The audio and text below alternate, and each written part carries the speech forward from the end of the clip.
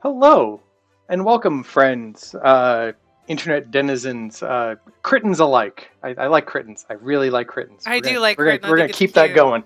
It's cute. Anyway, welcome to episode 8 of Tavern Talk.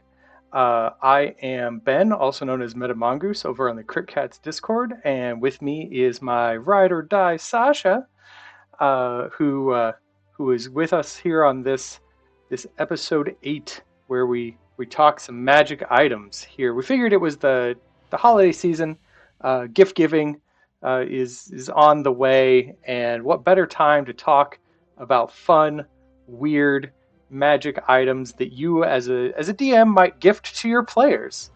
Uh, or Yes. just our own favorite magic items. We are uh, magic item aficionados here. We're just There's magic item lovers here. yeah there's really not a magic item to speak of that I haven't at some point or another at least looked at. if if Yeah. if never used, there are many I've never used because there are a stupid amount of them. Yeah. But That's the same with but me. I will always look at a magic item because they're always fun. So with that in mind, uh, I figure we'll start this discussion off talking about maybe the minorest the minorest of magic items, The and teeniest, even you could even tiniest. argue that a lot of them aren't magic items at all. But the humble trinket, the humble trinket is a thing mostly born here of the fifth edition era that is basically a weird thing that your player can get generally as a starting item. There's usually a table in the player's Mm. handbook or any particular splat book. I know that there are trinkets for the shadow areas Yeah. of There's Barovia, and there's um there's at least a Curse of trinket Strahd table has for, one. yeah, Curse of Strahd's got one. I know there's It's a the trinket gothic table. table That's my favorite one. for the Feywild, Yep. Beyond because the the Witchlight. Beyond Witchlight had them, and some of them kind of mundane, some of them arguably maybe magical, or at least strange, touched by magic, maybe. Maybe. Yeah. They could have like a small essence of it, like a just a tiny bit. Nothing like super huge. Although like when it comes to like labeling certain ones, the trinket tables are probably some of my favorite things because it gives me something that my character would keep personally. Kind of like, oh, this is something I've collected and it fits my character's background, it fits my character's story, or if it's whatever, it just kind of has like a small thing to add more flavor to your character. Mm-hmm. But one And of my assuming you're not using a randomized table and you're either handing out strange trinkets to your players, uh, or allow them to pick one. Uh, but I mean, assuming you do that, or randomize it, like you said, you can either have your trinket tailored to your backstory, or have a trinket that builds on backstory for a character. yeah, yeah. Like, you have a character idea, you have a character concept, and then for some reason your character carries around a lock of goblin hair, braided in a knot, that dangles with a silver bell, that That's only fairies can fantastic. hear, and you're like, why? why? Why? Why does Why? why does your character have that? I know you got it randomly on a table, and arguably it is magical, as it is a silver bell that only fairies can hear, and apparently it only works if it's dangling from the lock of braided goblin hair. But That is like, fantastic. but like, why why does your character have that? How did they come across it? Kind of a Right, thing. and that helps, like, that helps kind of give people personality to the characters. But one of my favorite like little trinkets. One of my favorites is from, I do believe it's the Gothic trinket, which is my favorite trinket list, my The trinket Gothic table. trinket table. It is. It's my favorite because there's just such random stuff with it. And my favorite one is the little executioner hood for the size of a pixie. Oh, Or like it's like a small fairy yeah, sized one. So like you just have this little teeny tiny executioner's hood for no reason other than just, well, how did you get that? right, And then you know, I would honestly just make a character who was just like, I don't want to talk about it. right. And again, may not be magical or might have just a moat of Feywild energy kind of woven It into it, yeah. um, And you can or also, some other. you could just absolutely use it for that, where the player is kind of like the player can kind of come up with their own story on it. Right. Some of the Um, most random stuff. It's, and I think one of my first things that I'd ever encountered in when I first started 5e was actually trinkets, because when I first played 5th edition, I was in your game, and that was when I made my goblin druid. And she had a little trinket which was like a bird cage that had like a mechanical bird in it. I think so. It Yeah, was, that tracks. yeah, it was something like that. It was something like that. It was so random, and it was just like, oh, it was a, no, I think it was like a gnome clockwork bird. Yeah. Some And it was like a it little was just clockwork like, thing. oh, yeah, it was like, oh, it fell out of the window during like the gnome had like some kind of explosion or something, and then it fell out of his tree, and then my character just swiped it. Was like, oh, this is cool, and just took it. But yeah, uh, interesting trinkets can be used in all kinds of ways in your game.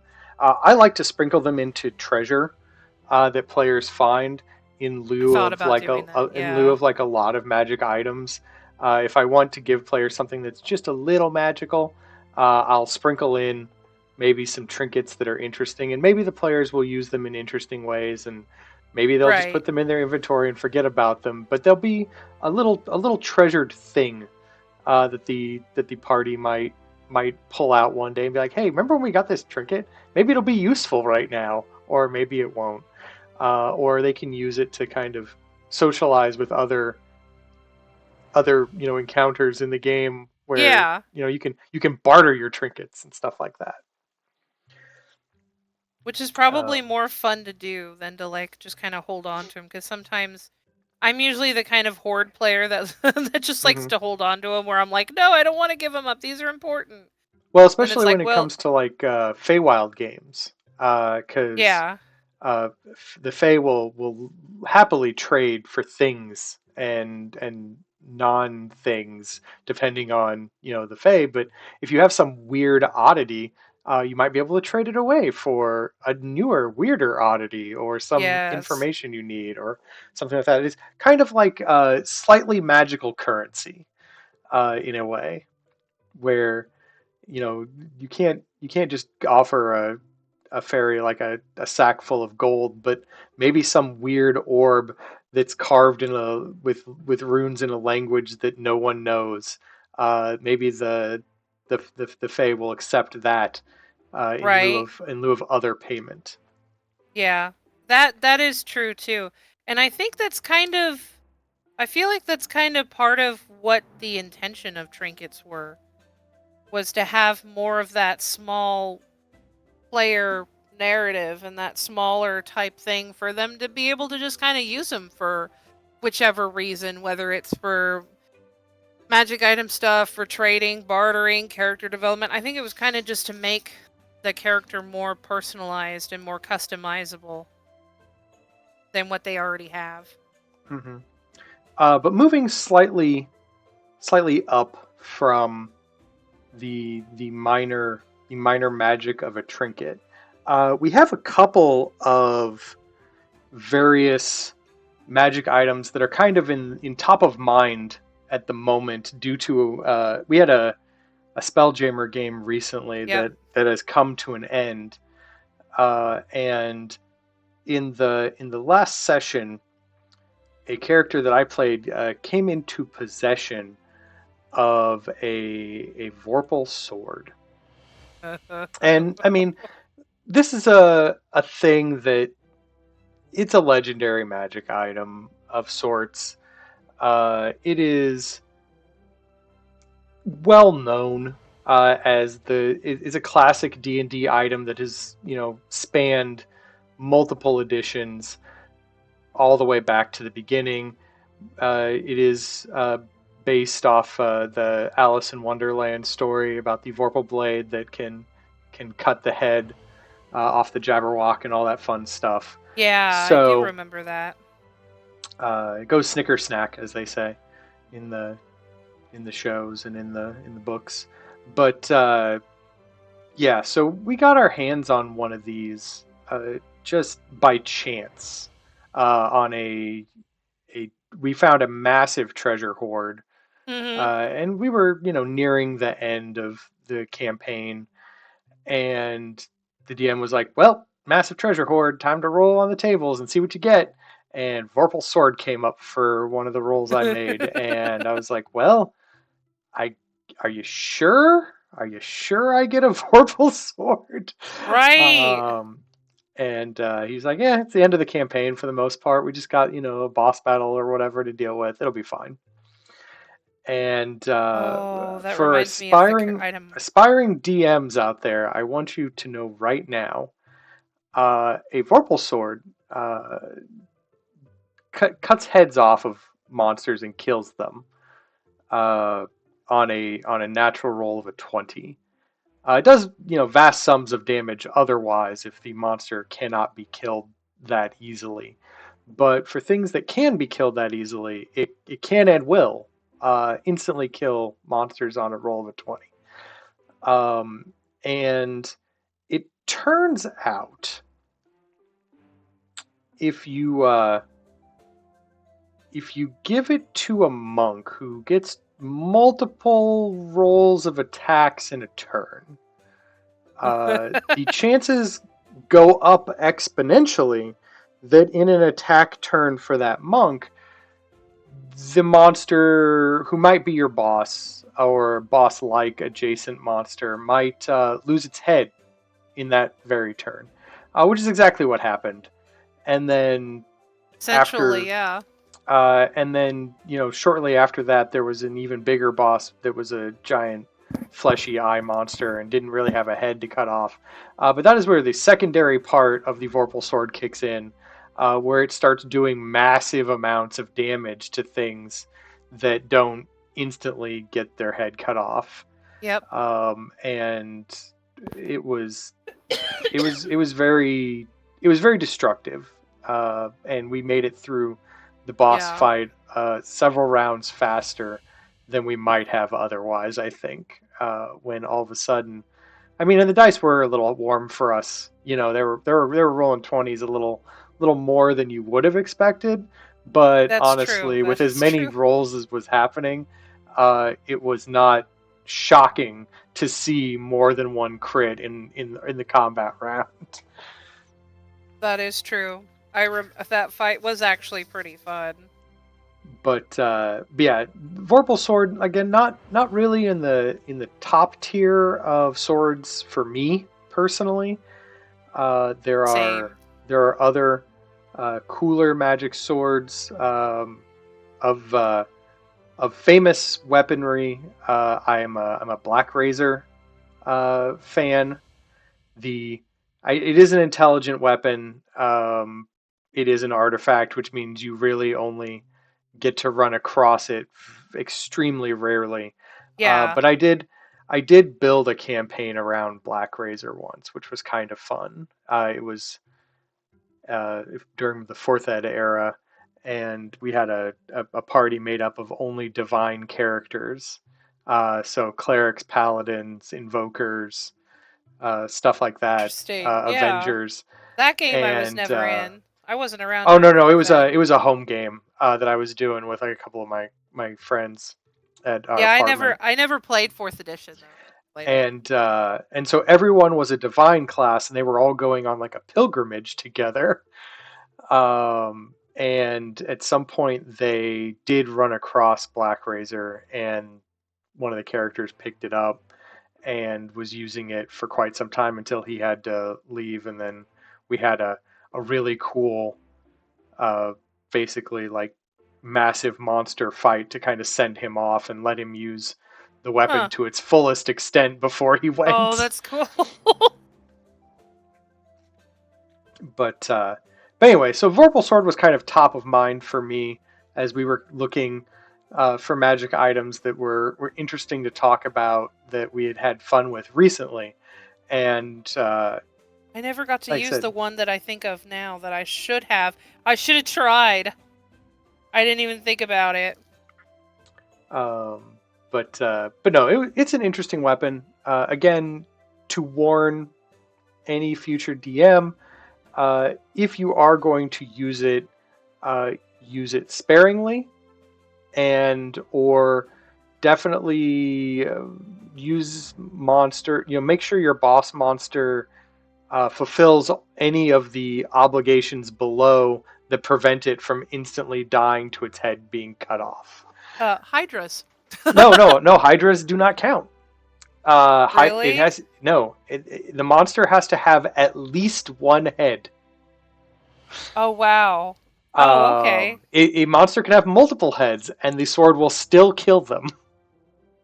Funny. Now, if the Hydra has, I think, lair actions or Yeah. legendary actions. If the Hydra has It might be a legendary legendary. actions, or something like that, then it is immune to instant death. Things with legendary actions go on the takes vast sums of damage portion instead of insta death. But Right. it is definitely one of those things I would that assume that with the Hydra that like you cut off the head and then the head just regrows back with more added to it because my brain went to totally went to like the old fashioned Hydras, not the D&D Hydras where it's like, "Oh, you cut off its head, two more grow to replace it." right, And I just think of it's enough with the head slicing thing. And right. then player like, I have a Vorpal sword.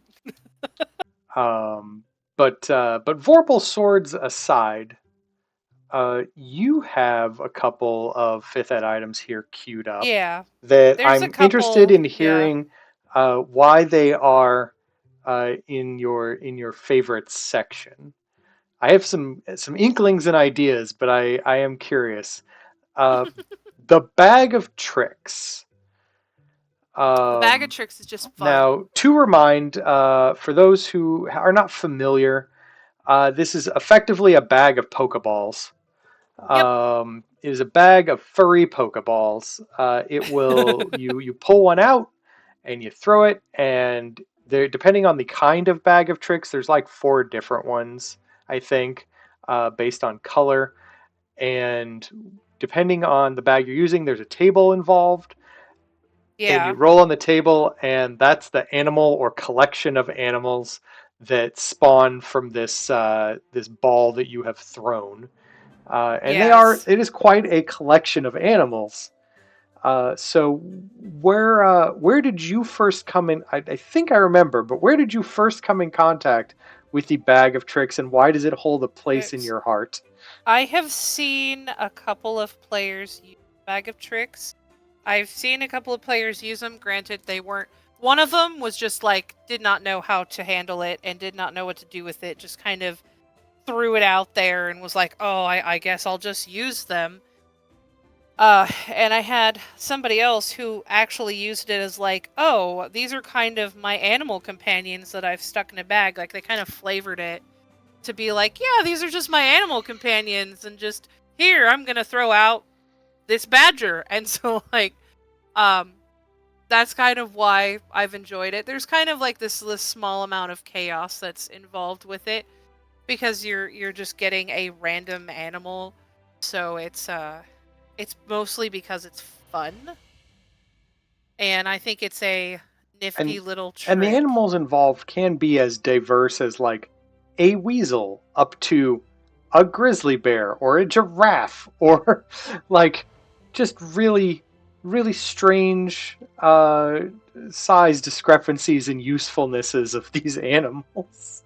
Yeah, that's why I kind of love it. It's just kind of like I've seen just like so many random things. Like you just summon up a random animal to just show up, and then it kind of just does whatever it wants. And I think it's just kind of that level of fun, because someone could easily just be like, oh well, you did it like this, so I'm just the DM can just be like, I'm just gonna have this animal do whatever it wants to do. But I seen a player try to use it and use them as like, oh, I've summoned 2 wolves and I'm gonna have them track what we're trying to find, and it doesn't exactly work that way, but it was still pretty interesting. But yeah, that's kind of why I like it. Just kind of a Pokeball. Yeah, I had a player who used these in our Icewind Dale Rime of the Frost Yeah, Maiden adventure that we did, that was one of the and ones I remembered. there was multiple instances where, like, with laser precision during combat, he'd be like, "And now is the time for a random wolf to appear." He'd roll on the table, but like whatever actually came out, he found a way to make useful for the adventure at that exact moment, one way or the other, and it was very Right. fun watching the the instances where it would show up, and then he'd have to direct this monster around the battlefield, whatever animal it was, to I to do remember kind that of what game. what they had planned, even if it wasn't quite the animal that he had wanted. But Yes. you can only pull out like three, I think, a day Yeah, it's before only 3. it can't be used. So he had to be very, very judicious with his uses. Um, but I think sometimes he he made it wasn't work a though. lot. Oh no, I think sometimes he was just sometimes like, and now we need three targets on the battlefield. yeah, that was like I was like, "Oh, that's awful." And as a DM, that was rough to track because you have. What I did was I definitely made monster item cards for like all the monsters that it could they could summon, and Yeah. then as we rolled them, they would pop out, and then he could use the monster cards to use their various activations and abilities and actions and whatnot. Yeah. But it was just very hard to kind of start tracking all of that along with all the things the players were doing, along with the things the Yeah. monsters were doing. Which So I kind of feel like it comes down to the responsibility of the player, and whoever owns the bag of trips should absolutely be in charge of, hey, this is here and that's here. Like, hey, don't forget about my Weedle and my Badger and my right, Squirrel. it does. I like to think that that responsibility would do well to fall on the player, but it is, as if you're DMing, this is one of those items where you do have to at least keep an eye on the fact that you are adding upwards of three bodies to the battlefield, even Right. even if they are not all going to be combat ready. They could also all be combat ready monsters. Right. So that's a thing to consider while you're selecting items for your players, giving them access to items that constantly add more and more bodies to the battlefield means more and more things to track, and either you Right. have to foist that onto the player or do better juggling to accept that that's just a thing that's going to happen.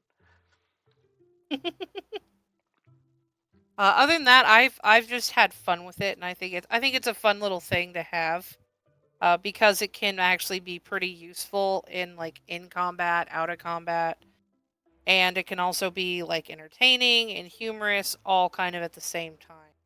Although I'm still kind of regretting one of the items that I'm thinking of. I was like, man, I should have brought that one up, because that one is just absolutely hilarious. Which one?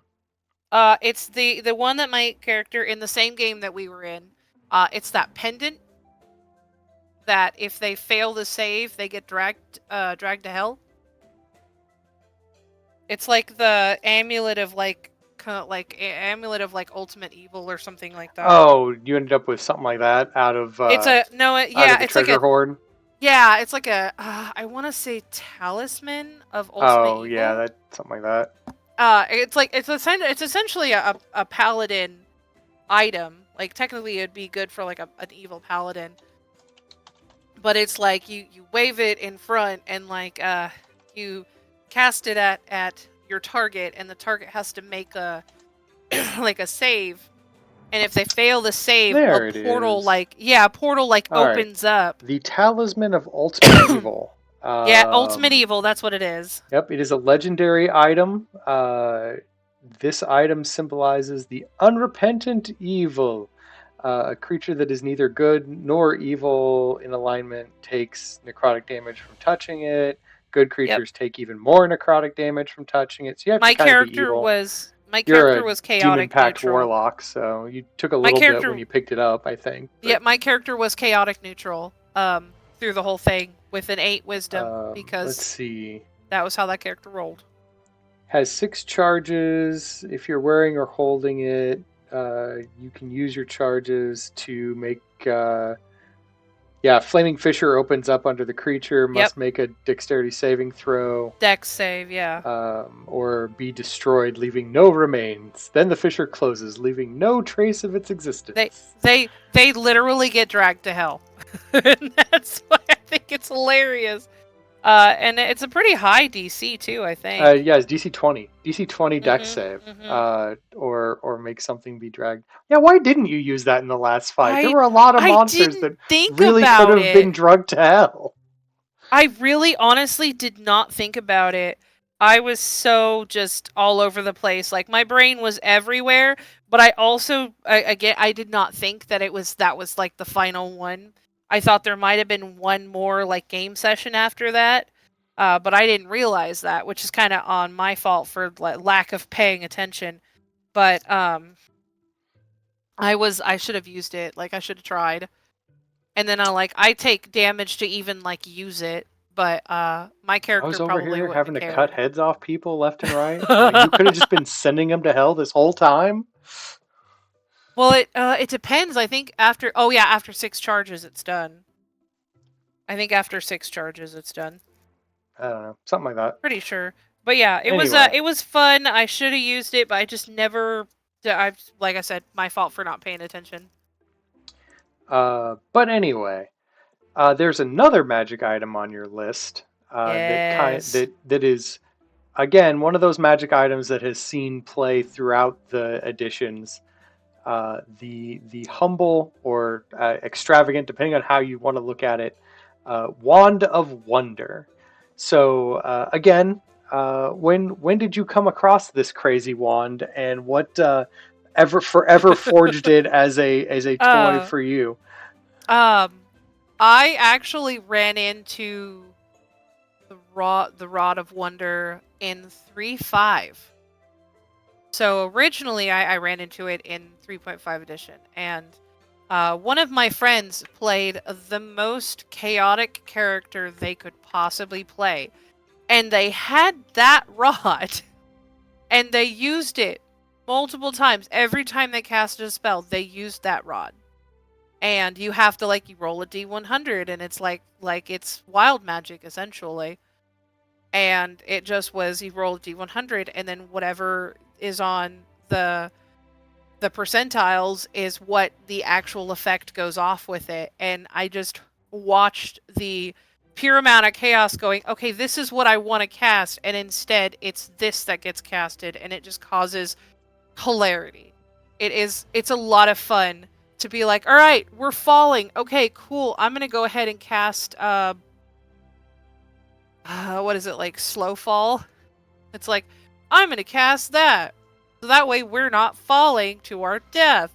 And then all that happens is like, what is it? Instead, it's like prestidigitation where you just smell grass or something like that. And so, like, it's that kind of stuff that I just think forever my friend who did that, I to forever loved it.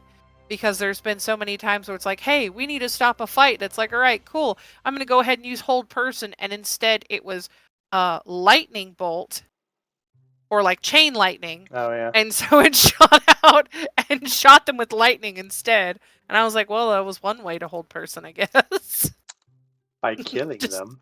but you could just tase them.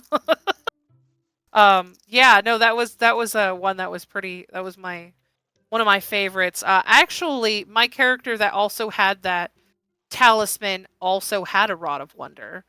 Again, didn't use it. I think I had it. I'm pretty sure I did. Mm. But either way, again, didn't use it because again, didn't think about it. But could have has a list of 100 different abilities. it's a lot of fun to just do with it. If you have a very chaotic character or like a wild mage type character, you know, it's fun. It's just a lot of fun. It's one of those magic items with just a crazy long table to roll on. Yes, and that's kind of part of the fun.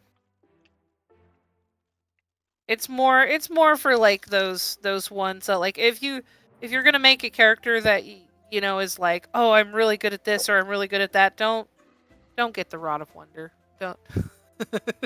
I would hazard to say that Rod of Wonders are for silly characters. Yes. But you know, you could arguably have a serious character who is doing like their level best to research this crazy wand that they found and try to figure out what it does and how to make it do what they want to make it do, and they just can't. Like they're trying their best. They've got notebooks and that schematics. Sounds like a that sounds like such an is it. Yeah, like you know, they're like sounds like an is it. I've got charts and projections, and I know that if I press buttons in this order, this is what's supposed to happen, but it never happens that way. And it's just driving them crazy. And they're, you know, in all other aspects, they're very serious, but sometimes they're just like, a giant beast, a creature. What will the Rod of Wonder do in the event that we're fighting a large creature? And then it's just like, anyone else smell like a lit match? Yeah. And it's just they like, have to take out their little stupid rod. They're just writing research notes the entire time. They're like, against dragons, this rod sometimes makes ice cream. Yes, that's why like it would be a good one for someone who's just like experimenting with it. There's also the other occasions of having extremely chaotic characters that I guess you could say are like fun/silly characters, but kind of like those characters that are like what I've made before. Like, see, I'm a great wizard. I can cast really powerful spells, and they use the Rod of Wonder, and like a fireball shoots out of it. Yep. And it's like, see, I'm a really good wizard. You just got really lucky. You're just like, and really powerful magic, and then that like, pretty much lightning just shoots out of it into the sky, and you're like, see, mighty wizard. And then it's like, oh, mighty wizard, help us fight the orc monsters that are attacking the town. And you're like, fireball, and Daisy and shoot happens. Out the end. Daisy, yes. That's why I was like, this one can be fun. But I could see someone who is a very serious character, but because they have that rod and they always cast their magic through the rod, that they always just get stuff they didn't want, so they just think that they're a bad wizard. Maybe. Because I could also see that. They're just like, I'm just not studying hard enough. I don't understand. I keep doing all the work. Yeah. My math isn't mathing right, and I don't understand. I'm following the formula. I'm doing it correctly. This is how my teacher taught me how to do it, and I'm doing all my swishes and flicks, and it's just not working. I don't understand. And just someone who just like loses all confidence as a wizard. So very mopey wizard wandering around. Wand of Wonder. I kind of want to do that for a goblin, like a goblin wizard that thinks that they're a bad wizard. Oh, they went to wizard school and got kicked out Yeah. because no one thought a goblin could do magic, and it turns out they're actually a halfway decent wizard. They were just for some reason they they got a wand of wonder as their as their wand, and it I mean, never does what they want it to do. yeah, you could also do that in the fact of like a sorcerer, because there are wild mage sorcerers, Oh yeah. Well, I and mean, it only they requires that you just be a spellcaster to attune it. It doesn't right. require that But you could have someone be that a even in specific their kind. natural ability as a wild mage, they still don't have the confidence, and they're like, I don't understand. I'm doing this right. I've got my components, my verbal, my somatic components. They're all here. It's all right. Why did it just fart in the wind? That was supposed to be a lightning strike. Right. And so they just like lose confidence over time. And I But like could see sometimes that their being a spells do goblin. work because even with wild magic, like you don't roll on the wild magic table like all the time. But That like sometimes their spells do right. work, so it gives them a little bit of hope, and then all of a sudden when it matters, just the wild magic table does what it does. They're getting when it matters most, they turn into a potted plant. Oh no, I have a character now. All right, hold on to that. It may be important later. Exactly. Um, so going on from there, um, I have been a bit of a magic item aficionado my entire D&D career, and that is because the first magic or the first D&D book that I ever owned was the Encyclopedia Magica Volume One. Wow, Uh, really? yeah, it is. It was given to me by my aunt for Christmas one year because I played Magic the Gathering, and she was like, "Encyclopedia Magica, that must be the same thing." Uh, and there's a long fun story about that, about my Well, her how heart how was in the I right how place. I how I became a D&D fan. But it's all started with this book. Now, this particular book uh, handles magic items A through. Hold on, let me cut to the end here. A through some parts of D.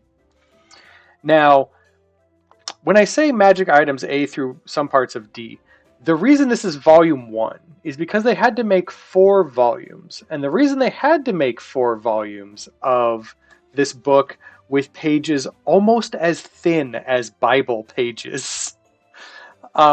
You know Oh that gossamer thin page, because you want a large yeah. page count, but you don't want a thick book.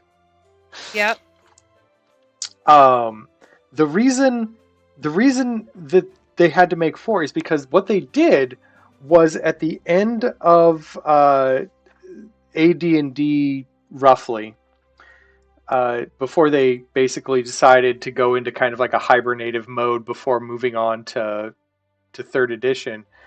They Yeah. compiled every magic item ever shown in any source that was ever published, ever. Oh man. And they compiled them all into 4 books. And again, Oh, uh, jeez. and when I say every magic item, I mean even the really weird ones.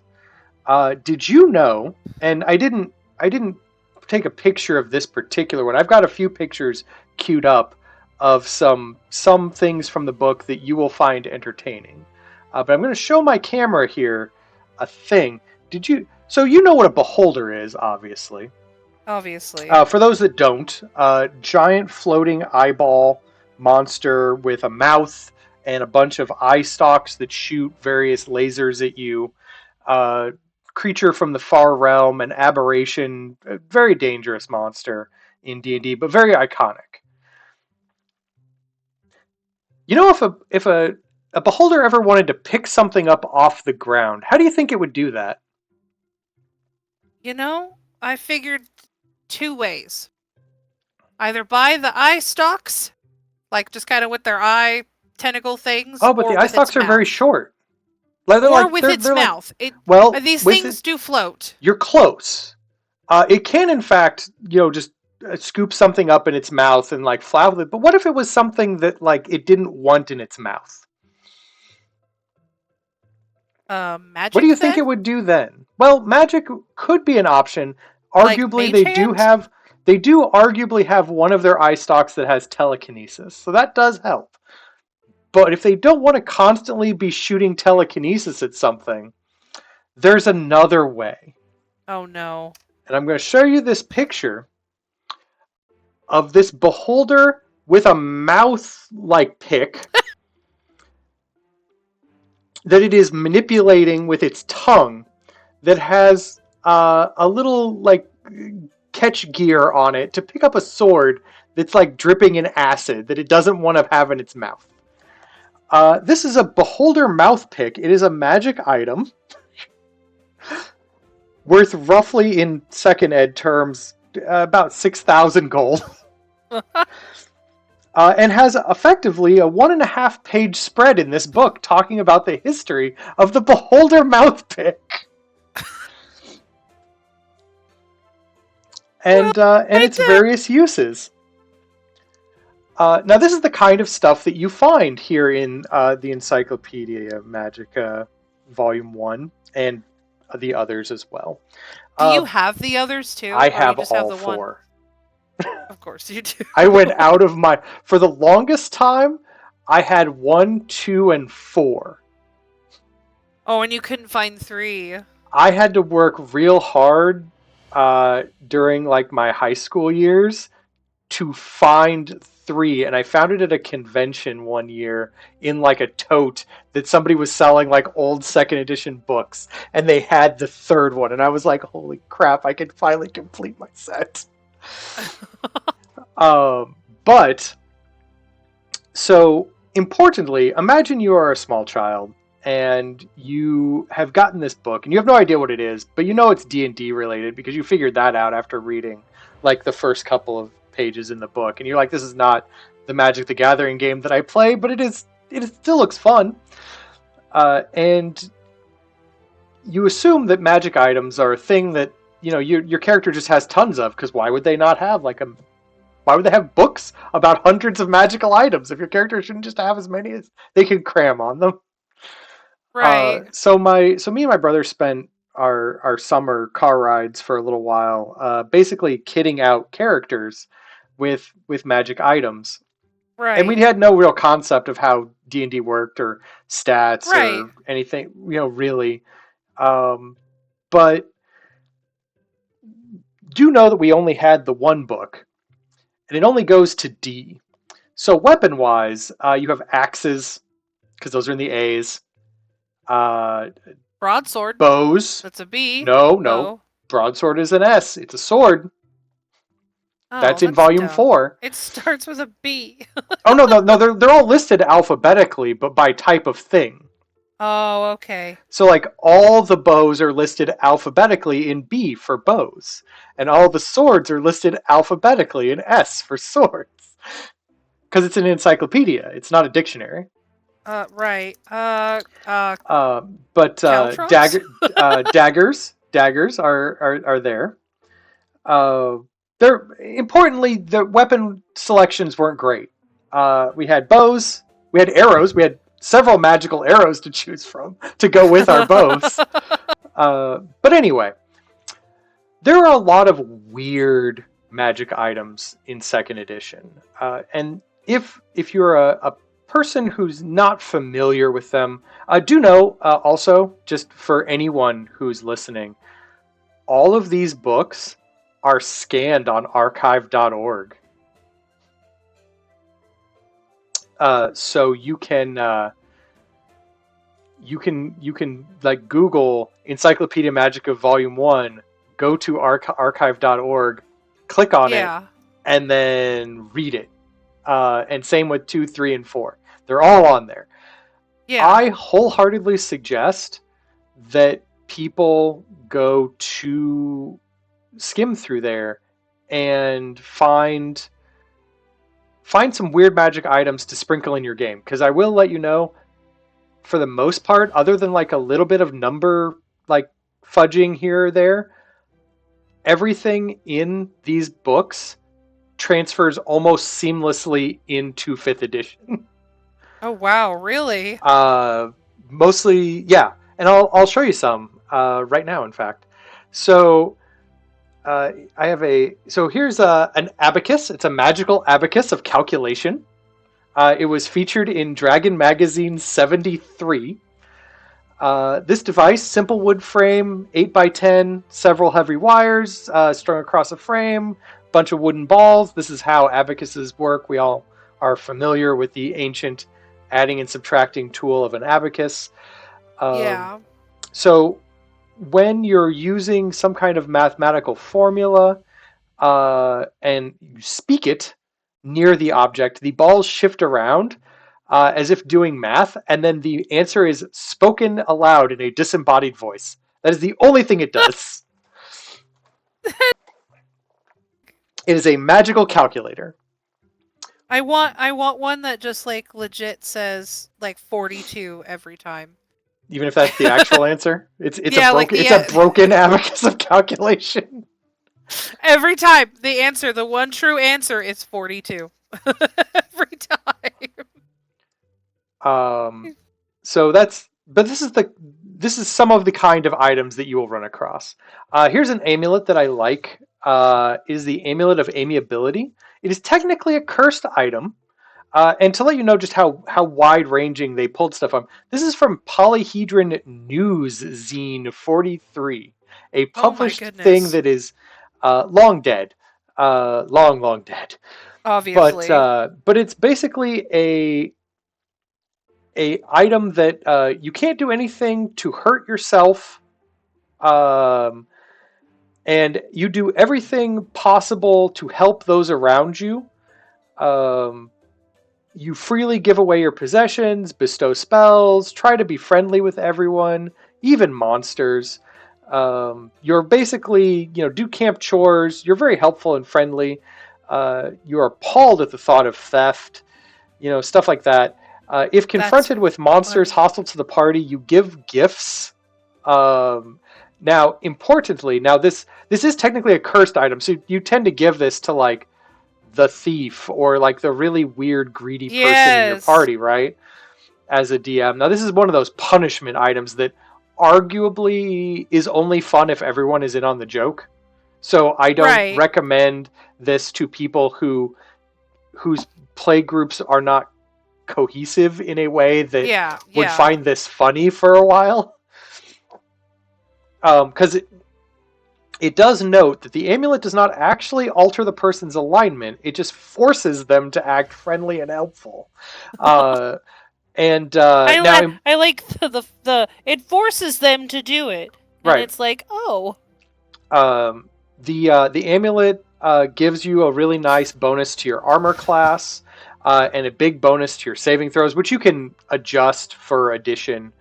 But it also gives you the ability to conjure infinite quantities of chocolate chip cookies, 6 at a time, and fresh flowers, handfuls at a time, by concentrating. So this is an item that kind of caught my eye early on while I was skimming through the book as a young child and was like, this is ridiculous, but funny. And right. I believe I have used it on occasion, but again, this is a weird cursed item that is arguably a punishment item, and I don't condone using I it with I people who wouldn't find it fun. I personally have a group that I play, they're in my game and they would get a kick out of it. Right. Yeah, definitely use it if your party will enjoy it, but don't use it if the person who would have it befall them would feel like very angry about it. I wouldn't like do it. Like I wouldn't do it without the player knowing. Like I'd be like, "Hey, you guys are going to run into something." And I would give full description and then like be like out of character like like legit, this is what this does, and let the players decide if they want to wear it or use it. So it's kind Now, of up to them. as far as amulets go, this is the amulet of amiability. It is not the only amulet in the book. There are quite a few. You might find the amulet of caterpillar control to be something that entertains you. From Dragon Magazine 30, this amulet allows one to control the actions of 4 to 24 garden caterpillars. Why? Who knows? I don't own Dragon Magazine 30. Well, that's not true. I own a digital version of Dragon Magazine 30, and I Oh my have not gosh. yet gone to go see why this thing exists. Uh, but in the future, I will definitely 100% be seeing why this exists. But this is just an amulet that lets you control caterpillars. To what end? Who could say? I guess would be good for a druid, question mark? I don't know. It could be good for just about anything, I guess. I don't know why you want to control caterpillars, but like maybe a rogue wants to control the caterpillars for reasons. The wild magic Or- sorcerer that has the ability to control caterpillars. They're again, like, why do you have that? Oh, my mom gave it to me. again, to what end? Who knows? But it is a magic item, and therefore it was logged in this book. That's hilarious. We also have the barrel of monkeys, because barrel is a magic item, and there's more than one barrel, just so you know. But this one entertains me. It's again a cursed item. If you look into it, you get polymorphed into a ape, and then as it is used, monkeys continue to spill out every round until 100 of them have been created, or someone has removed curse on the barrel, and the monkeys are angry and attack anyone nearby. No.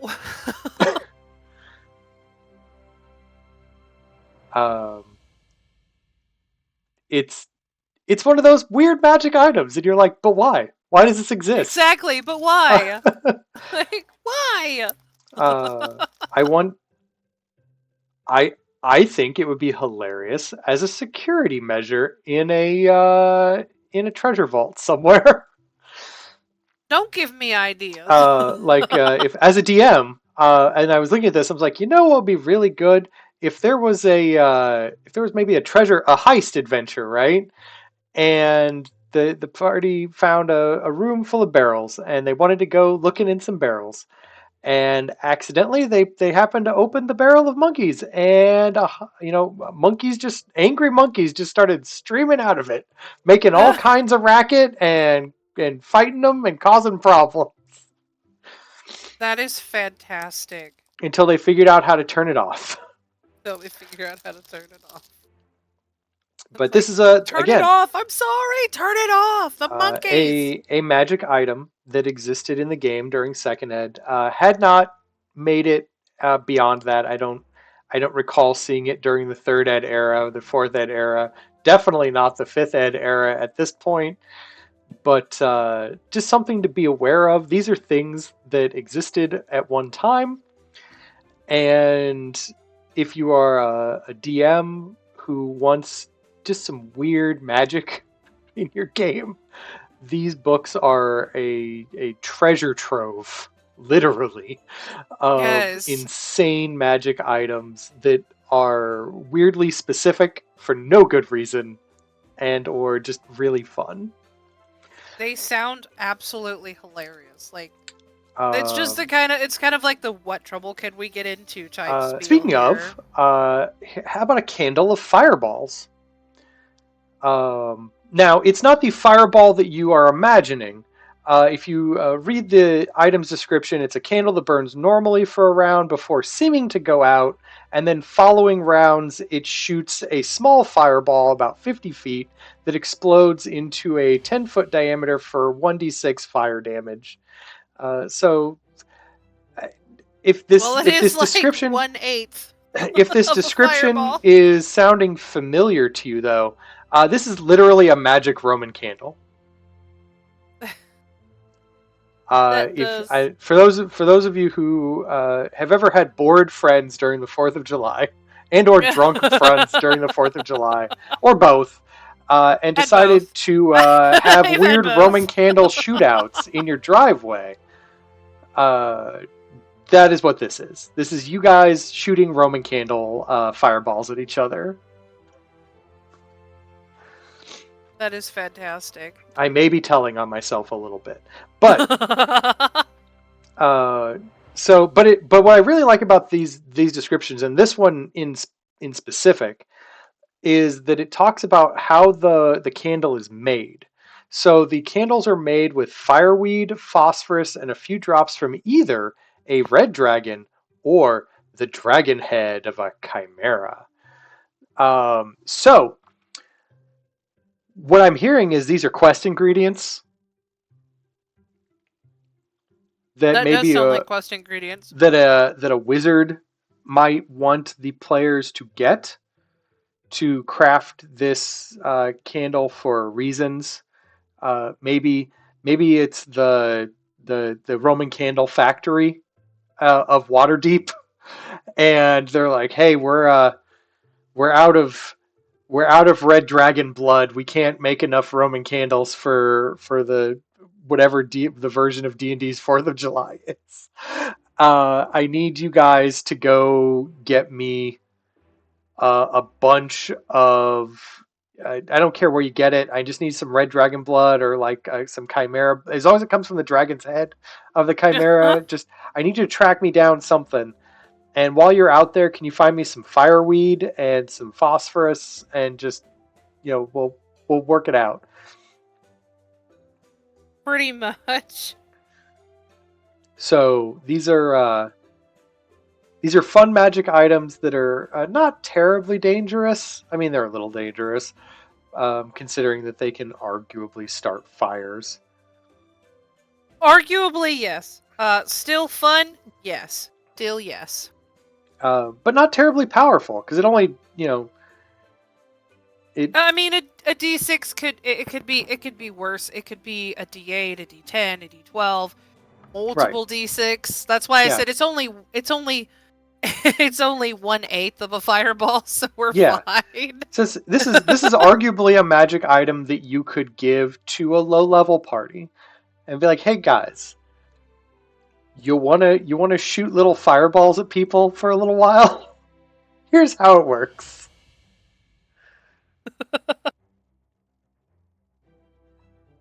That actually, that reminds me of something that is a peculiar thing, item wise, that I had in a recent Spelljammer game. Not this one, but it was a different one on a different day. And I had a character that was a kleptomaniac. That was her biggest flaw. She liked to steal things. She was a very sticky hands rogue, and something she stole was actually a tea set that was actually I can't remember the name of it, but it is like a I don't remember. Anyways, it gave you benefits. Like it gave you health, it gave you some hit die, like it refreshed your hit die and or at least some of it, and then it also gave you health, and it was also like unbreakable that he let me have. I don't remember the name of it. I do remember seeing it though. It does not immediately ring a bell to me, but yeah, maybe. Yeah, but anyways, it was something like that, totally random. You don't even need it, but like you have a whole thing of you do it essentially kind of like a ritual, and you have like your tea set up, you do the tea ritual, and you end up healing and doing that kind of stuff. It's actually a very interesting one that I remember because my character stole it. It's one of Hmm. her prized possessions. Sounds like a little bit of an involved magic item, and I like those. Hmm. They let you Hmm. they Yeah, let my you have a DM. little bit of ritual. I told my DM. I was like, you know what? I was like, we had this theme going on where it was a bunch of our families did like these horrible things, and everyone had a horrible thing that they did. And I was like, my character stole like a royalty tea set from like some other planet and or kingdom that they use for like healing their royal family or whatever, and then my character just stole it. But yeah, Hmm.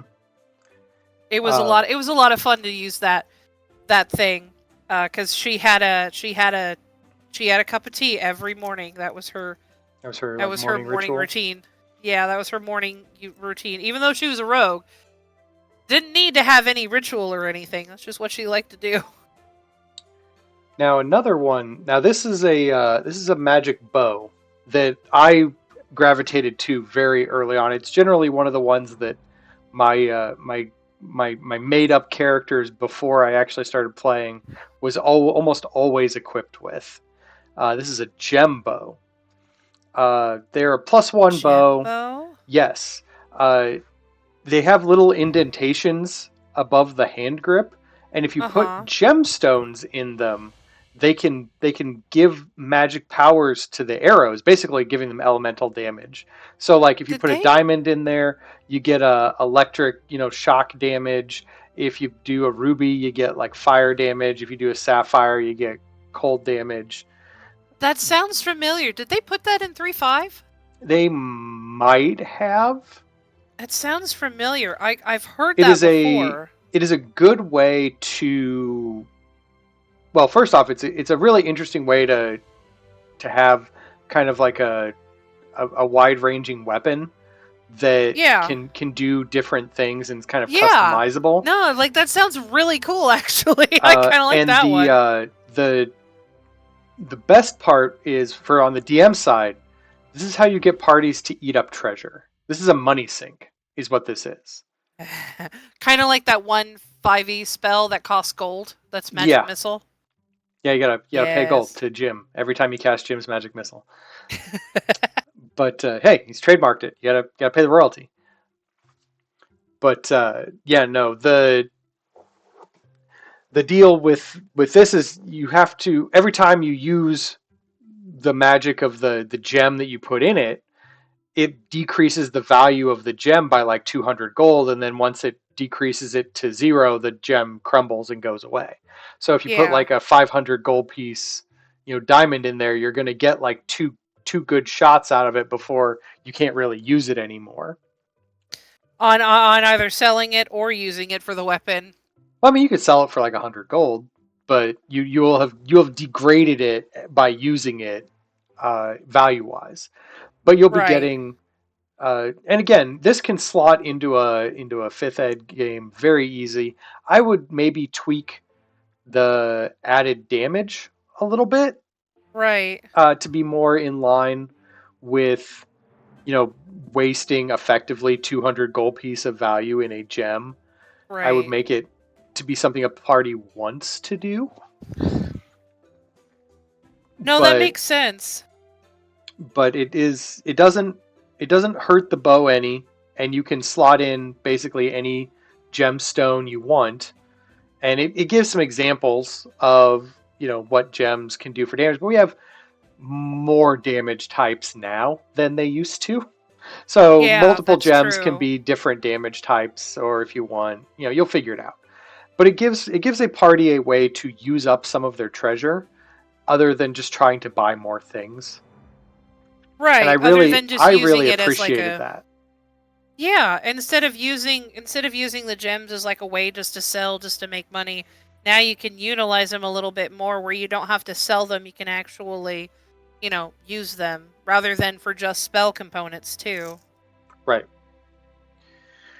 So that's an interesting item. Again, this is one of the ones that kind of drew my eye from a younger age while I was skimming through this book originally, and has just kind of stuck with me. I've used it in games before. As a DM, I have given this to players. It is again a great money sink. If you ever want your party's gold to wither away, items like this are a great way to do it because they're just shooting money at the enemies, and that's fine. That's perfectly fine. But yeah, if you ever wanted to give something like this to your party, I wholeheartedly support it. Again, the damage needs to be tweaked a little bit to the newest edition's kind of damage ideals. Right, right. But arguably, you could make it a sliding scale and be like, I don't know, when you want to shoot, tell me how much gold of the gem you would like to shove into the Yeah, arrow. And yeah. Like, it'll what if do someone more just damage based on however much you want to use up. and even then, like, there's also the mechanics of like, oh, hey, well, you want to use it, and it's like, oh, well, you have to like reload it if you want to use the value of the gem in one Right. go for like a Yeah. big massive attack. Like it's still a +1 And magic bow, but if you right, want a cool, like awesome elemental ability tacked on, you're gonna have to jam a really nice gem in there. yeah. And then like it's like, oh, do you want to expel all of this? And then they could be like, yeah, and then they have to go, okay, well, you got to take a turn to like load a new gem Yeah, it takes into it. it takes like at least a bonus action to jam a fresh Another gem in there or gem in something. there. I can see it just like a little coin slot opens and you just like shove it in there and close it. But That's a fantastic yeah, this idea. is just shooting money at the enemy, and I wholeheartedly support it. Yeah, that's definitely something to consider. Now, we're going to skip ahead several books to swords. Because there was one sword that caught my eye very early on. And it's because it comes with a warning. But this is the Sword of Babette Maelstrom. It was in Polyhedron Newzine 76. It is a formidable weapon. It is a longsword +5 versus normally, +10 versus regenerating creatures, +15 versus dragons. Huh. And once a year, it can cause an explosion 200 feet radius for 200 D100 damage. Why? It can also create a sphere of force, as per the Wall of Force spell, and dispel magic at 45th level. This item. I forgot. Now here comes the warning. This item was part of a contest to name the sword featured on the cover of Polyhedron Newzine 70. Never ever give this item to a player. It is included here for the sake of completeness. So what you're saying is, I threw a picture up of the polyhedron that it was in. I haven't been able to dig up Polyhedron 70 cover yet because I'm kind of curious what the sword looks like, but I wasn't looking that hard at the time. Right. But yeah, never ever give this item to a player. It is here hilarious. Just for the sake of completeness. It's here just to be here. There is no intention for a player to ever have this kind of capability. Right. It does an explosion of 200 to 20,000 points of damage. That's one way to obliterate. That's one way to obliterate a town. But yeah, I mean, to be fair, that's a good item to like have the party like track down and be like, oh, so this is what did this, and they have to destroy the weapon. It's just a crater to the bottom, to the bottom of a lake. Why is there a perfectly circular lake here? Or it could be that it was a crater and then it turned into a lake. Right. Well, that's what I'm saying. Like, why is there a perfectly circular lake here? Right. Why? Like, are you sure? Why, is it man-made? Why are the shores of this lake a perfect like dome? I don't understand. Like a bowl in the ground, perfectly. I don't get it.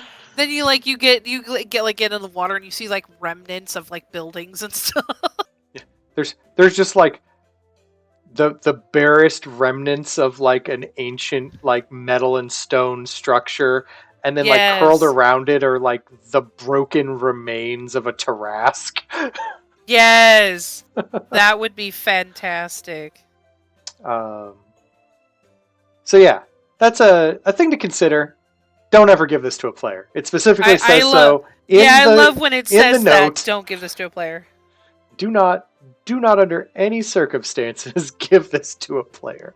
I love that. But I saw that and I loved it. I loved that it existed. I never ever wanted to have it, but I loved that it existed. I love that it exists for the sake of existing. That's pretty much what they did it for. It exists for the sake of existing, not not for the utility or anything that it would be useful for.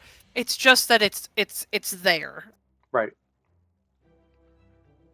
It was made just to be made. It Uh, was never made for anything else.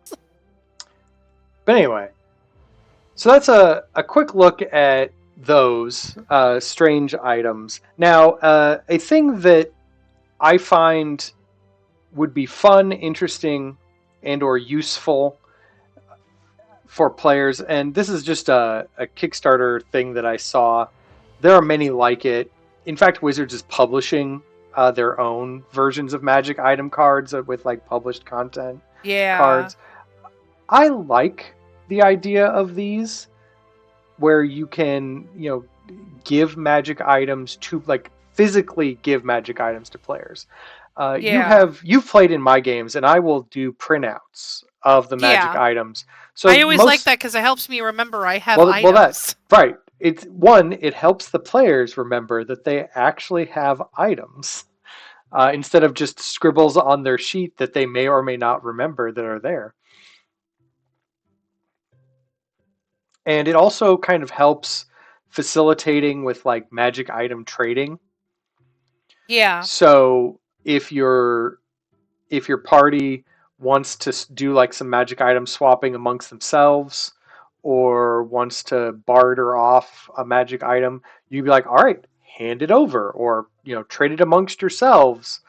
I don't care, Right. as long as you have the piece of paper that says that you have the magic item, then it's yours. But I really Right. do like these cards. They're kind of fancy. They have like a nice artwork picture on one side, and then on the other side they have like a smaller picture with like the actual rules of Yeah. what the magic item does. They're higher production value than I am willing to put in for you guys. I'm very sorry. I'm sorry. My production value To be is lower. fair, the fact that you go out of your way to print out those papers to hand to players, and I think there's even on occasion printing out maps Oh, maps, spell for sheets for players, players, stuff like that. that I'll do all stuff. that. You go out of your way for that, and that's all honestly I could ask for is for that kind of thing. I'm not going to expect you to be like, "Here, you got this really cool item and here's a styrofoam replicant of that item." Like, "Oh, wow, gee, thanks. So I can swing it while I'm sitting at the table." Hmm. Yeah, I'm not doing that. I don't expect you to, nor would I really want you to. I don't think we need Nerf swords there. No, no. Too many things in hands causes players to stop paying attention to what's going on.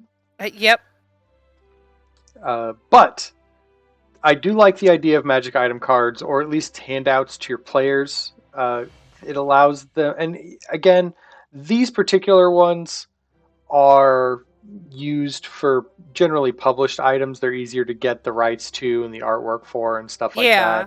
that. Wizards, of course, releases their own various item deck cards that you can purchase and use either with your own characters as as you're a player, or with your own players at a table. If you're the DM, you can hand them out however you wish. But that doesn't really solve your problem if you're using custom homebrew magic items. Now we've been mostly talking, even though we've been discussing items from as far back as like the Far Reaches early days of D&D, these are all published Yeah. material, right? Well, Yeah. we do live in a world of the internet where people are cranking out magic items in their own Yep. homebrew way, Oh, uh, I have a couple of those in too. infinitely. Like you can infinity forever be in the, you know, just Pinterest is a never-ending well of Yes, that is magic true. items. A quick Google search for homebrew magic items will keep you busy for months, and they all look cool. And some of them are actually halfway decent to use. And even if I you think don't like them, how they're designed or use them, they are really good at kind of sparking ideas about what kind of magic items you might want to sprinkle in your game that are not the I normal thing that your party would expect if they're more familiar with published content. I think I have one possibly saved that I have made before. There was an inspiration that was a huge D&D forum that I was in at the time, and it was something that I think I actually added my own stuff to it. I don't know if I have it saved or not, but I have actually kind of made my own homebrew one. And it was actually pretty fun. I don't think I have it now. Thought I had it saved somewhere in my phone, but I probably don't. I mean, there's so I will admit that because I have access to the wealth of knowledge that is the Encyclopedia Magicas from Second Ed, and they're, as Yeah. we've shown, weird items like amulets of caterpillar control.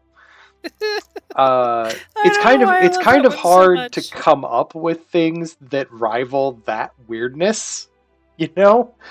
And Yes. I have more often than not been like, I kind of want an item that does this. This item is close. I'll kind of like touch it up and use it in my game. My players won't know anyway because, well, they're looking at they're not familiar with second ed material, so Yep. I'm one of those players. anything from that era may as well be a new magic item to them, a new homebrew magic item that didn't exist before. But that being said, I have dipped my toe into like whole from cloth, brand new magic items in the past. I had a character who had a personal quest in game that I was going out of my way for to build from scratch. Back in the second edition era, he was a gnome. He was a gnome illusionist because gnomes were good at being illusionist wizards back in the second ed era. Yeah. And I wanted him to make the kind of spell book because spell books also in the Encyclopedia Magica, the very famous ones, the special ones, Yes. are in the book section.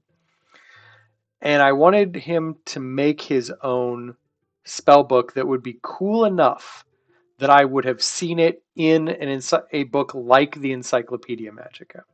Yeah. And so he was an illusionist, but I wanted an interesting like side venture for him. So I made him kind of like a amateur chef, and he would travel the world. And while we went on adventures, he would go out of his way to talk to the locals of wherever we were and get a recipe or two for his cookbook. And it's like a travel journal slash cookbook. And he Right. was using illusory script, the spell, to Yeah. permanently make every spell in his spell book look like a recipe. That's actually fantastic. And then I went out of my way because I knew how I wanted it to look. It was going to be bound in blue dragon hide. Well, I didn't have any of that, so I had to go find a blue dragon. Like I had to talk the party into going places where blue dragons lived, and then I had to bug the DM to be like, I'm looking for rumors about blue dragons because I need some blue dragon hide. Uh, and we and he went out of his way to go find and help put down a blue dragon so he gets some of that. And then he needed a decent size, like almost like baseball sized hunk of sapphire. So I was like, I need to find legends of like a cool gem mine or some treasure that has gems beyond my wildest dreams. You tell me where this is, DM. I'm going to be Right. looking for it. I'm going to go out of my way to look for it over and over again until I get a plot hook out of you. And we're going to weave it into your campaign however you want. Stick it in some treasure somewhere. Use it to lure me to wherever your story needs to go. I don't care. But I'm my character is looking specifically for this for a personal pet project. And then once he had the gem, he had gem cutting skills that he picked up along the way, and he cut it Yeah. to flatten one side of it and make it look cool so it would set in the middle of the cover. And then he got a bunch of silver that he used to like do like the filigrees and whatnot on the cover and the bindings to make it all cool. And then he put his personal mage mark in the gem. Yeah. And then when he was done, he left it in a dungeon and walked away from it for someone else to find. Why? Because it's a magic item. Adventurers Oh my find those in goodness. dungeons, and it's his. He made it specifically for someone to find and for like a legend to happen. Some now, of course, that arguably never happened because the game eventually the game ended. We never really Right. went back to that. Whatever. And on very rare occasions, if I'm feeling like really nostalgic, I will add that to my game. In like treasure that they part like they'll find Right. a weird cookbook bound in blue dragon hide with a sapphire set in the center with silver filigree that talks about really just strange recipes from around the Forgotten Realms or wherever it was that the party is Right. hanging out. But that's a personal homebrew magic item that is just a thing that my it has the all the spells are hidden by various magical scripts, and if someone manages to dispel, well, not dispel but like nullify them Decode or it. decode it, then they have access to a wealth of spellbook knowledge that an illusionist of his level at that point would have had access to, Right. and maybe even a custom spell or two that he had made along the way. But that was the whole goal. Like once he got it made, he was just going to leave it behind in a dungeon somewhere for someone else to find He and just let. sets it down and he just goes, "There you go, buddy." Yeah, that was his whole goal, was to make a cool thing and then let fate figure out if it goes anywhere. That is actually fantastic. That was the one. That is the one art, homebrew magic item of note that I'd ever put any real effort into, beyond just like, this is a cool weapon. It does a thing, and I wanted to do something kind of like this other weapon, but I changed it Right. here. Or this is a cool trinket item or whatever, but I wanted it to do something weird, so it does this weird thing. Right. These are all like almost rote kind of thoughtless add-ons Yeah. that had happened like mid-game.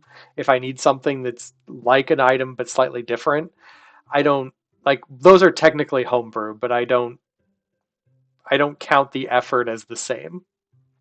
Right. Now, other people, making homebrew, I don't, cast aspersions on them.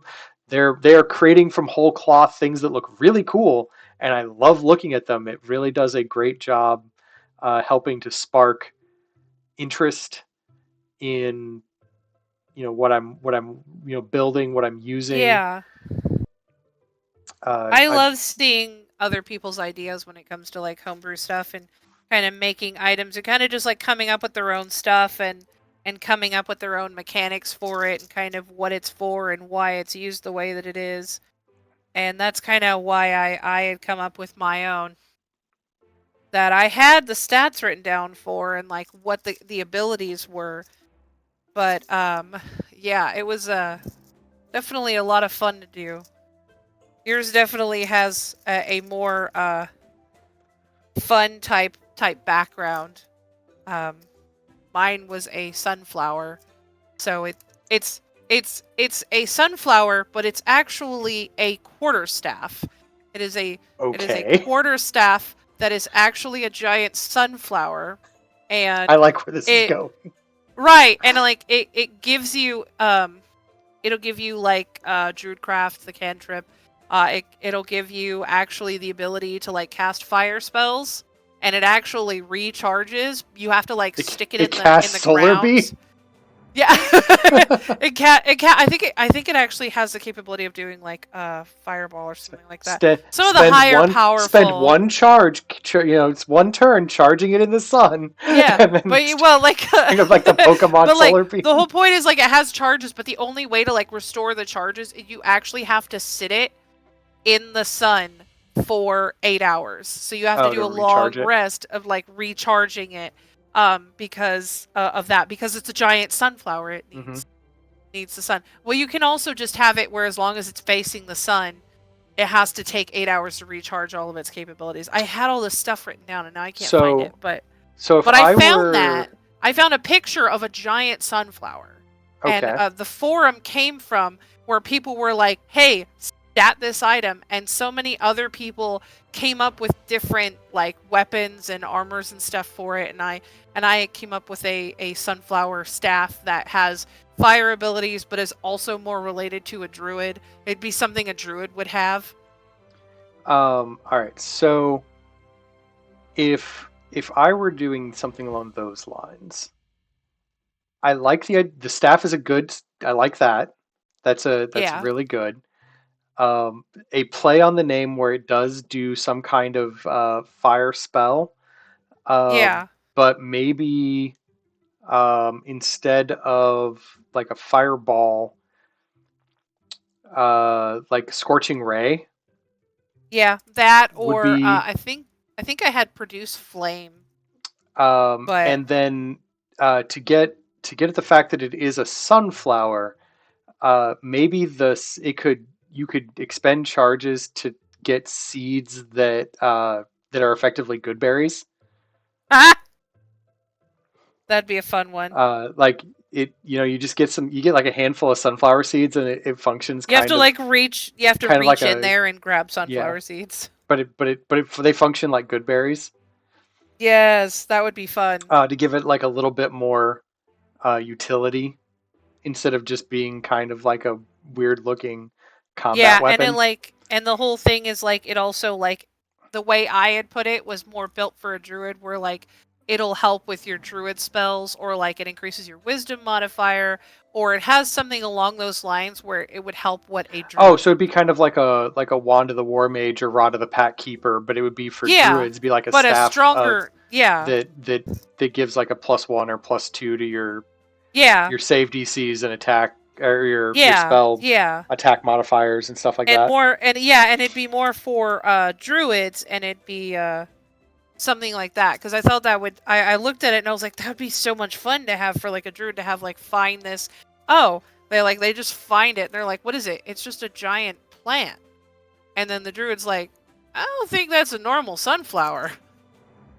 And then they just end up having it. I've seen a couple other like styles with like cosplaying and stuff where there's like a giant, what is it, what, the dandelion, where it's like the Oh yeah, puff the ball flower. puffball. Someone, but it's like a giant. It's a staff. It's a puff. It's a Yeah. dandelion staff, and it's really cute. And I'm like, there's another one that I would use. And so I was like, these are some fun ones. But yeah, that started in a forum that I was talking, and I wrote down the stats. I don't know where I wrote them down. They're probably in a notebook somewhere. But I managed to do that, and it's a lot of fun. But I did like using the pun on it where it kind of like does some fire stuff, but Hmm. it also includes where it has to. If you want the charges to come back, you have to put it in sunlight. Yeah, it has to make that photosynthesis work. Yep, that's pretty much because like it's kind of like a normal sunflower to a degree, but it was a lot of fun to make that one. That was probably one of my first actual homebrew style magic items that I had like personally come up with. But I have found a couple items online. I try not to dig too much into homebrew because again, how you said there's a plethora of magic items that people barely even know about because they're through much older editions, and that's why I'm like there's so many other options that I can pick from, and I don't always pick the right stuff when it comes to like my character having magic items because I'm still iffy with 5e to a degree. I'm Yeah. used to like 3-5 a lot when it came to like item retrieving for your character and stuff, and so it's also kind of like the campaigns. I get what I get kind of thing. Um, Mostly because location, time of story for the characters, just that kind of stuff. Hmm. Now, speaking of kind of like the item grind that was both third and fourth edition, the good news is that while those particular editions had players kind of fighting over, you know, any magic item that even could remotely make their stats do what they want. The best part about second edition a little bit and fifth edition definitely is that they're not technically designed with magic items in mind. They're Yeah, kind of like a bonus. So you don't have to, give your party a I ton of like that. magic I like that items. picture. Me too. But you can also, there are multiple ways to go about this. Like you can kind of get an idea of what what would be nice for various party members to have, but you could also put something nice in the game and then someone who didn't wasn't supposed to have it get it, and then it causes some kind of consternation amongst the party.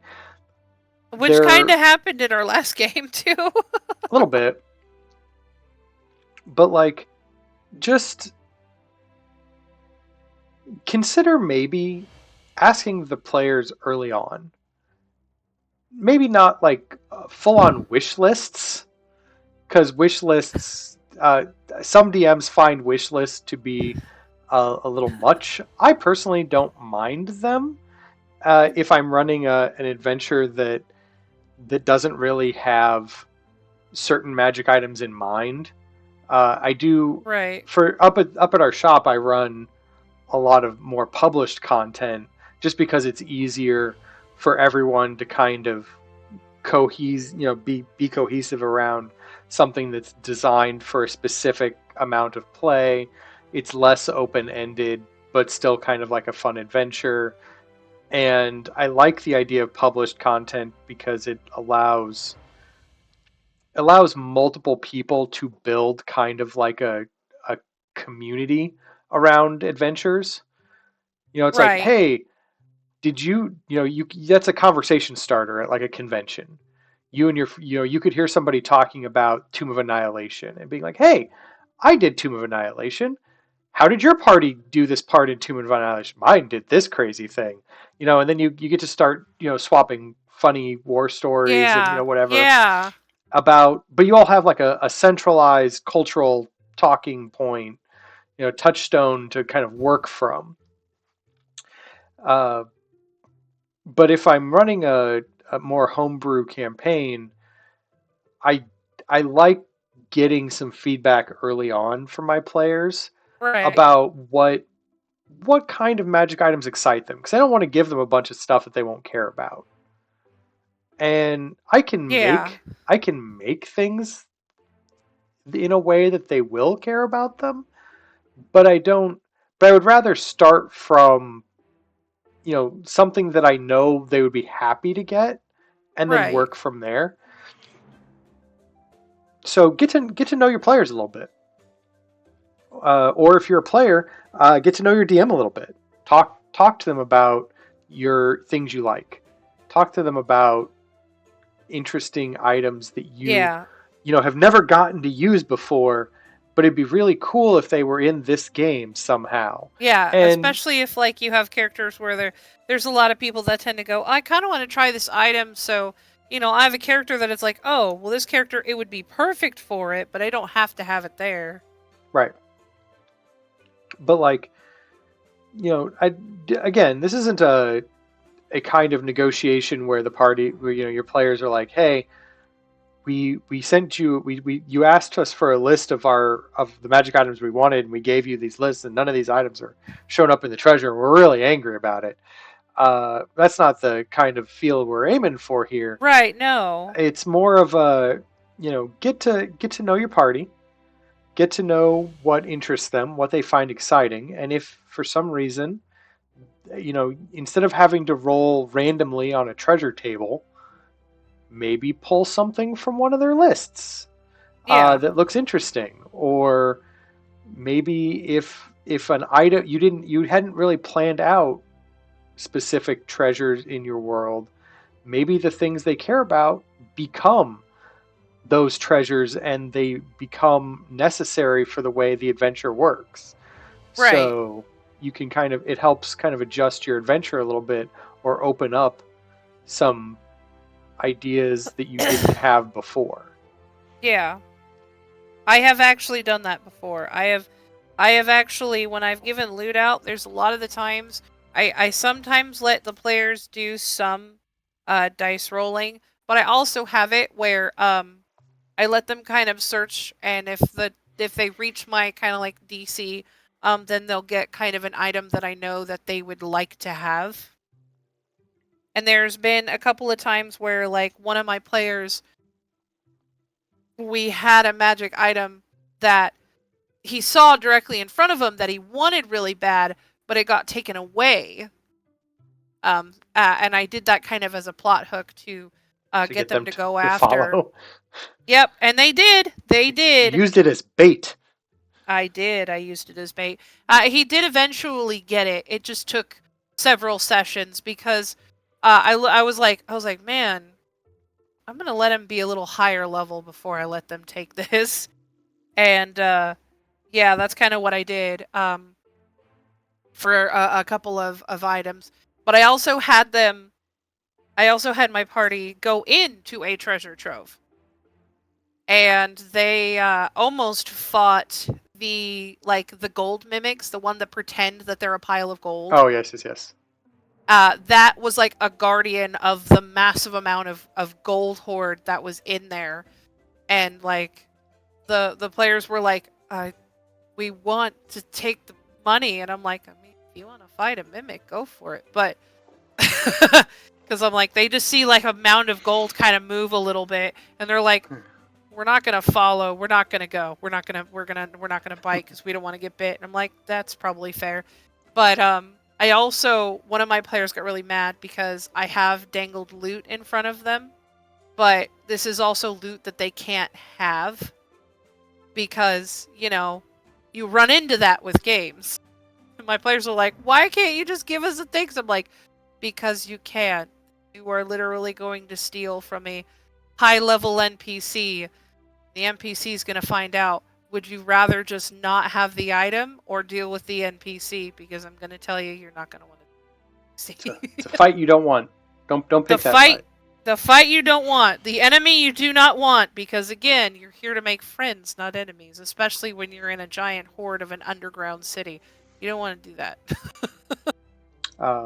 But yeah, so we've discussed some really entertaining magic items tonight, and I figured we'd kind of close on a bit of a public service announcement. Yes. Bags of holding. They're bad for D&D. They're bad for your party. They're bad for DMs. But I like them. Everyone likes them. For those unfamiliar, and it's hard to find people who are unfamiliar because it's been a With the bags of ubiquitous holding. it's been a ubiquitous thing forever, forever.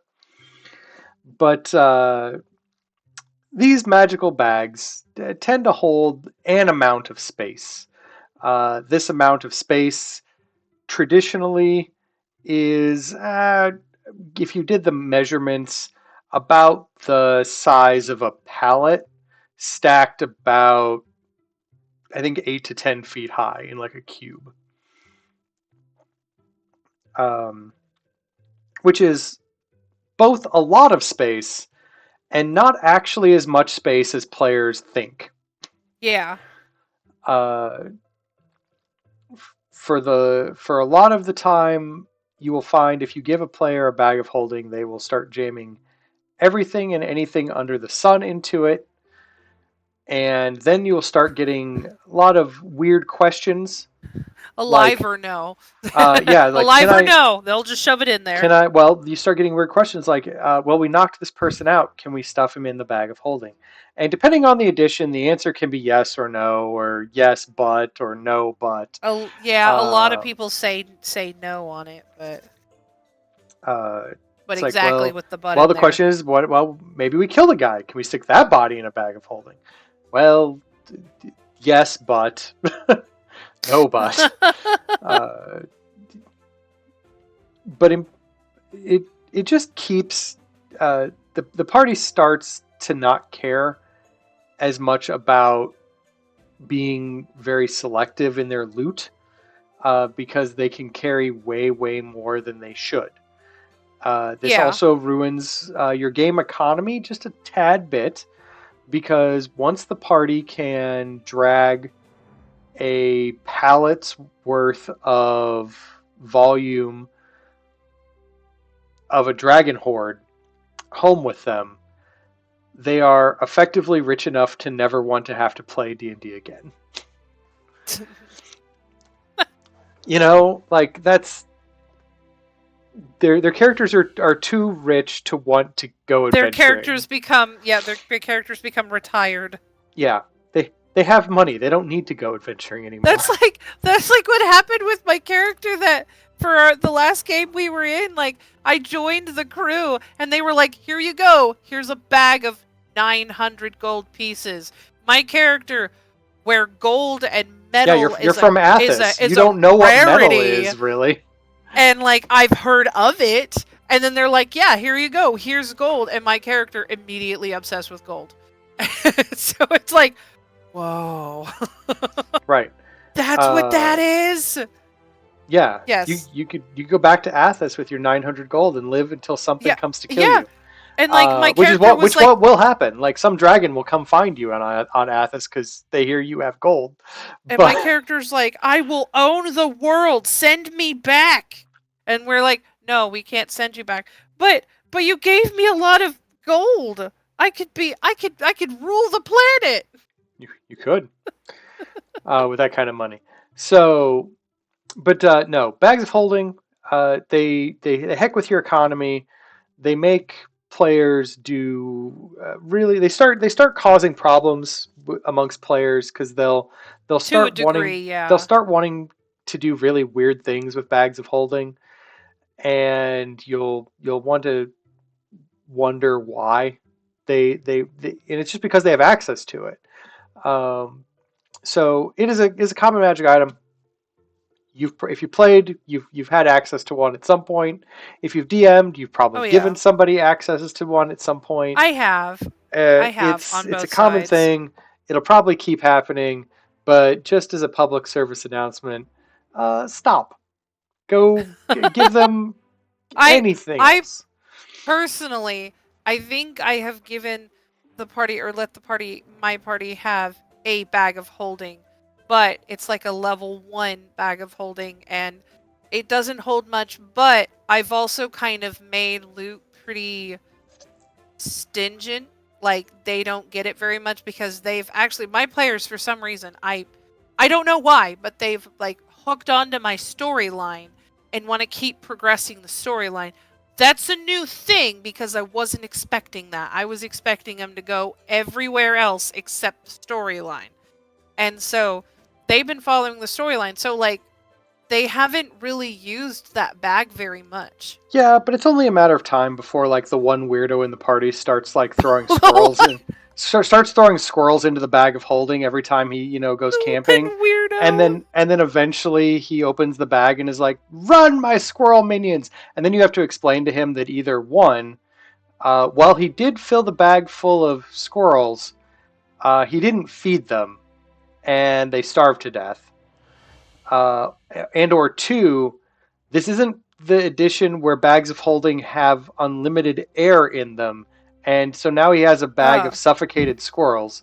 Or C, uh, sure, what whatever. They're all in stasis until you open the bag, and then they're all alive, and a I horde of like 100 squirrels runs out of the I bag. like the version where they don't have oxygen in them, and so like you're not able to, because it's an interdimensional space. You're not able to Mm-hmm. breathe in there. You're not able to do that stuff. I have found it humorous when some people have kind of used that bag to be like, oh, well, we took this person, so we're gonna shove them in there, and every 10 minutes we're gonna take their head out so they can breathe, and then shove them back in. And you're like, I that was doesn't. like, That I was seems that like, seems silly. That's I a. was like, that's hilarious, but unlikely would I ever do that in a game itself, because a lot of the times it's something that I can't carry on my own. So like I've made characters that they have a bag of holding, but they have their money separately because they don't want that bag to be taken or their money to be taken, so Oh they yeah. kind of separate them. Oh yeah. Well, we ran into that problem in our Spelljammer game. Our one of our party leaders had a bag of holding that he was keeping a vast majority of the party loot in, Yeah. and we got boarded by the Elven Navy, and they did a check on material, and they weren't the nicest Elven Navy, and No, they were mean. they uh, they took our bag of holding as evidence, and Evidence. yeah, as evidence. And we lost about 80% of our party's net worth in that Yep. exact I moment. I remember that, and it was like, "Huh, well there that went." Um, now, granted, again, uh, it wasn't like we didn't do adventure things to get that wealth back, and or I don't think we ever got that exact bag of holding back, but we did go get other No. wealth. But like, don't this is what happens when you give your parties bags of holding. All of a sudden, they put all their eggs in the one basket, Yep. and then You are not wrong. if for some reason you get rid of the basket, they think you're the bad guy, and you're like, well, I mean, I'm playing the bad guy, but you are the ones who did put all of your eggs in the one basket. And when my enemy drop kicked that basket into a volcano, you you lost all your stuff. I'm sorry. Pretty much. And Pretty then much. everyone gets angry and it causes problems. So again, here's the thought: just don't, just don't give out bags of holding. This is again just a cautionary PSA for me to you. Future thoughts. If at any point you find this and in my opinion the deck of many things. I know they made a. I I'm know they. actually not a I, fan of the deck of I, many I know things. I know they just made a book about the deck of many things. In fact, they made a deck of many more things, uh, and some lesser things, and whatever. But here's the deal. These are I will complain about the deck of many things another day. Uh, Suffice to say, it is an item that ruins campaigns. But I am I do aware not that there like the deck is of many in things. fact one Wizards of the Coast streamed campaign centered around the deck of many things. But guess what? It's scripted to work out and is written by Wizards of the Coast, and it's supposed to look good and not fall to pieces. So of course it worked out. But normal When they player, made sure to, they yeah, did. yeah. It turns out if you work real hard to make sure that the adventure doesn't fall apart, then it won't. But a normal play group will ruin a game with a deck of many things in a matter of seconds. Same thing with the bag of holding. It's only a matter of time before you want to get rid of the bag of holding because it's holding too much stuff. And when you do that, the party will get angry at you. And if you're a player, you're going to try to do something dumb with a bag of holding. It's only a matter of time. It's not a you won't. It's just give it That time. that's not even including the upgraded versions of Yeah, bags your of your your holding. your your portable holes, your you The know, bank bags. yeah, don't do it. It's a bad idea. I had I was in a campaign where we had bank bags. My character and the character's spouse had a bank bag because they were very, very rich. And you could go in there, you could access it, you could access whatever funds you needed, yada, yada, yada. And so that was like, oh, I need money. Let me just I mean, pull just out reach all into the my money I personal need. vault and Pretty much. It was fun, but it just made gold and stuff useless. And a lot of the times, when it comes to bags of holding, you you really only need it for stuff you can't carry immediately. Which I know, the whole dragon horde thing, but it's more like, oh, we found this thing that none of us really want to touch, but it's small enough we could put it in the bag. right. And that's why, just to make it easier. But I think a lot of the times people use bank bags like they do out of out of item menu, like Hmm. like, oh, let me just access the item menu, and Yeah, that's what they use the bag for, and which that that can that cause does problems. well. It does, and there are those who complain about a gamification of your pure D&D experience or whatever, and those people I'm not wholly on the side of because honestly, my favorite edition they considered was way too gamey to begin with. But uh, in this instance, like I said, bag of holding just it's bad for D&D. Try not using it and see what it does to your game. I bet it'll be different and maybe more interesting. I think I've actually been in a game where we didn't really have either bags of holding were extremely rare If I was to running the it, point there's where a you good could chance never nobody had one for a while. yeah, where like you could never find one, and then what is it, and then eventually you'll get a hold of one. But it's kind of, I think I've been in a game where just nobody had one, so you kind of had to Mhm. do No, with, all right, unless who could unless a carry this, published who could adventure carry that. specifically hands one out, and I read in the adventure that it makes sense to have one, then that's the only real reason I allow them to be in a game. Otherwise, they immediately get swapped out for like another bag of interesting, you know, of some kind or another. But anyway, that is my rant slash PSA about bags of holding. Uh, Other than that, that brings us to the end of this episode of Tavern Talk for the evening.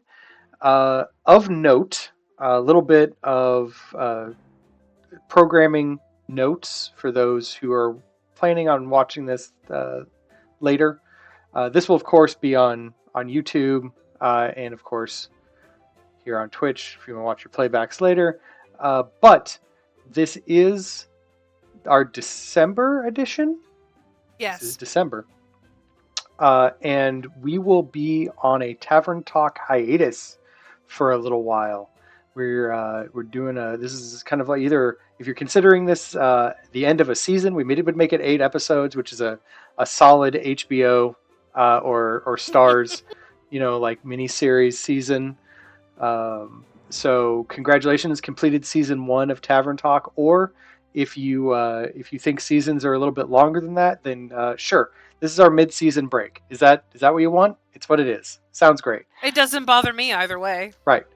Importantly, we are taking a break because we are going to be starting up at near the end of January a mini series adventure, Owlbear Run, which is a exciting adventure where our party is going to race some owlbears over a mountain.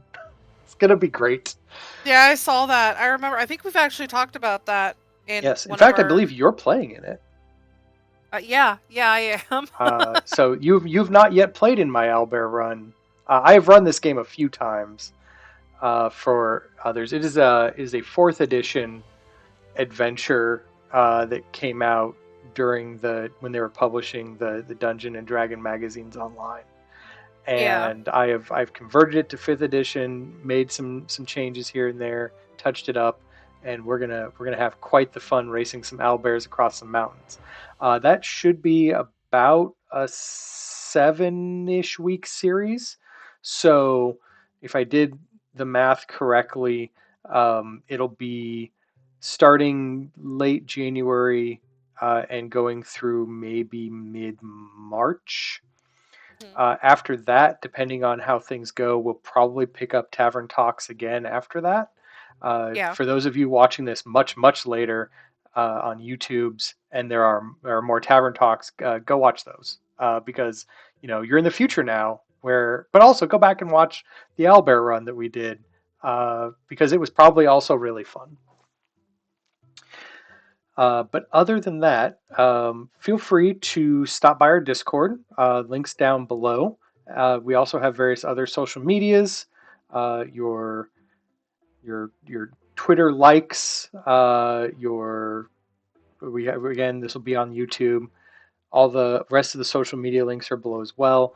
I know we have a few other adventures series planned to kick off mid to late January or in the spring. Definitely keep an eye open for those. If anyone's interested in partaking in some of those, we do our casting calls on Discord. So if you're interested in maybe being in one of our stream games, being in our Discord is a good place to, one, find out about it, and two, be around when we put out a casting call for it. Other than that, I noticed I had to update my subscription today because it had run out. If you have a subscription you would like to send our way, that would be very helpful to us. It helps us afford paying our graphic designer and/or some of our music people to help, add a little better production value to our shows that we put on. If you have a Twitch Prime subscription or Amazon Prime subscription, either one will get you a Twitch Prime subscription, which you can then give to us as well. If you're not using it on anything else, it's free for you. Amazon does not need your money. Uh, don't let them not give it to other people for free. Give it to somebody. And while you're here, if you'd give it to us, that'd be great too. But other than that, I think that wraps us up for either the end of season or mid season, depending on how you want to look at it. Uh, but this is the end of our Tavern Talk number 8 on magic items. So we will hopefully see you all in a warmer month with new fun content to talk about. Oh So we yeah. will see y'all later. Bye.